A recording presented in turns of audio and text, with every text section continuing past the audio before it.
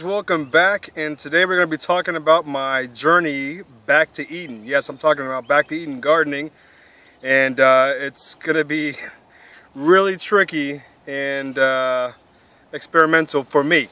Alright, so check it out.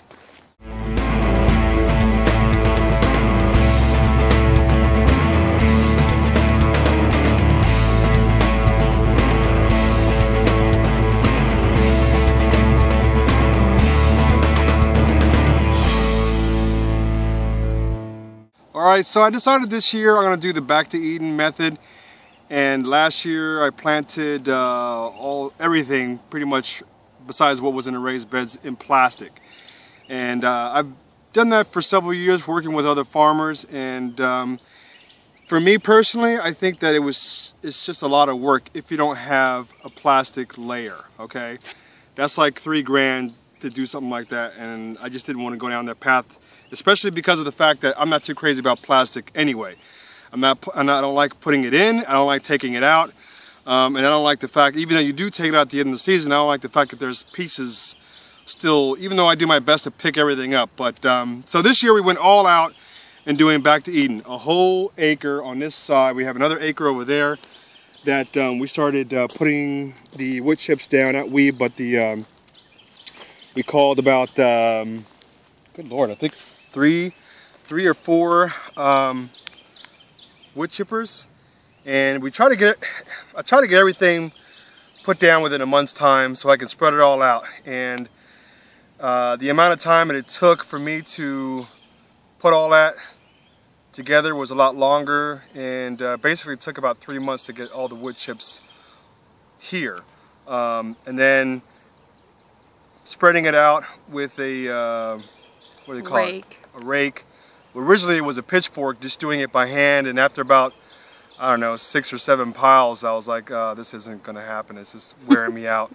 So I had a buddy of mine, one of my farmer neighbors, he let me borrow his rake until I was able to buy my own. So a rake that you hook up to the tractor, it's like a 7-foot rake, 8-foot rake I think, and it's just a lot easier on my back, that's for sure. So alright, so let's take a closer look at what I did.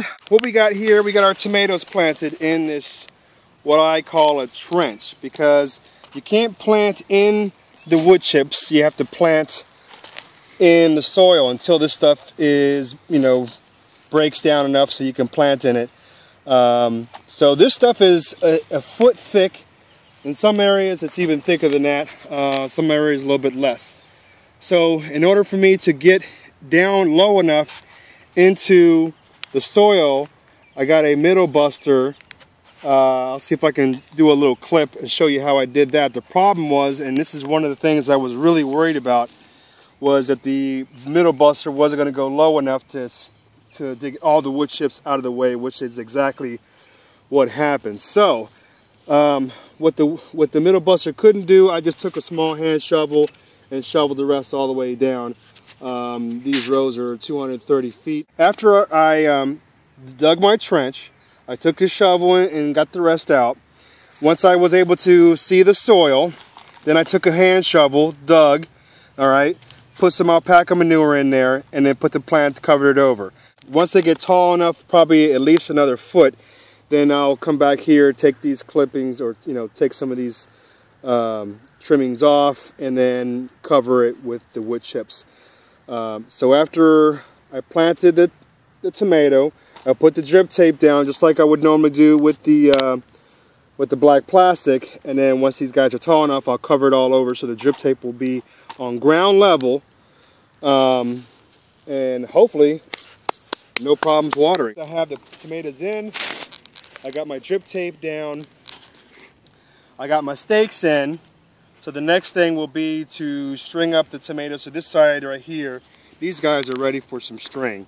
This is just this nylon string. This is just pieces left over from that was on this pole. So what I'll do is I'll just take string, go around, go to the other one, go around, and then just continue the whole thing all the way down to the very end, and then come back around the other way, and just I usually do 3 laps, 3 times around.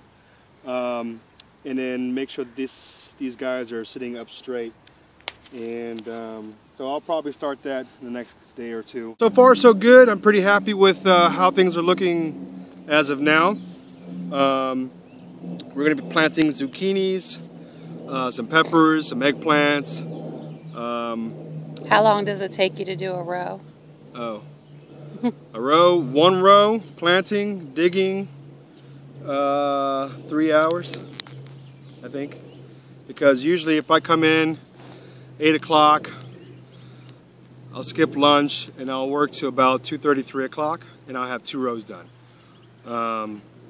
That's not including the stakes. That's not including The drip tape. Drip tape. That's a separate timeline. But I mean, still considering, I mean, with the plastic, I would have been sorry. I got gnats. This is that time of the evening where the gnats come out. Yeah, I mean, putting the plastic down would have like took longer, and I was really dreading doing that. And I mean, tell you the truth, I was dreading doing this too. I mean, all winter long, I was like having like, you know, little small panic attacks because I had no idea how this was going to turn out. I mean, literally, I was like thinking I screwed myself over because I just put almost, you know, 1.5 feet of wood chips, and now I can't get to the soil. So the whole time I'm like, oh well, you know, I'll just dig a hole. But doing that like every single time, it's you know, it wasn't even going to happen. So I was like, I got to figure out a way to trench.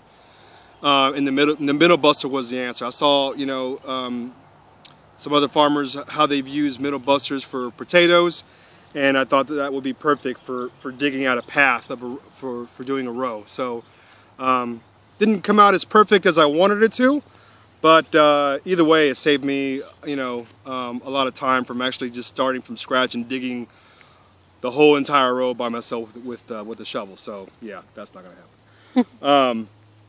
But yeah, I'm psyched. I'm psyched, and we'll see how the season goes. I'll be making some videos and showing you guys how the tomatoes are doing, how the zucchinis are doing, and I'll probably have to do a separate video for the zucchinis because the zucchinis, you can't even see them. They're over there, and you can't even see the tomatoes either because they're so small. But yeah, that's gonna be interesting to see how that plays out. All right, so that's it, guys. I'm gonna wrap this up, and I'm gonna crank up some more videos for you guys. And once again, I want to thank you for watching the videos and sharing my stuff. I really appreciate it. And you know, keep on doing your thing out there. And if you got any questions, post them. I'll try to answer them as best I can.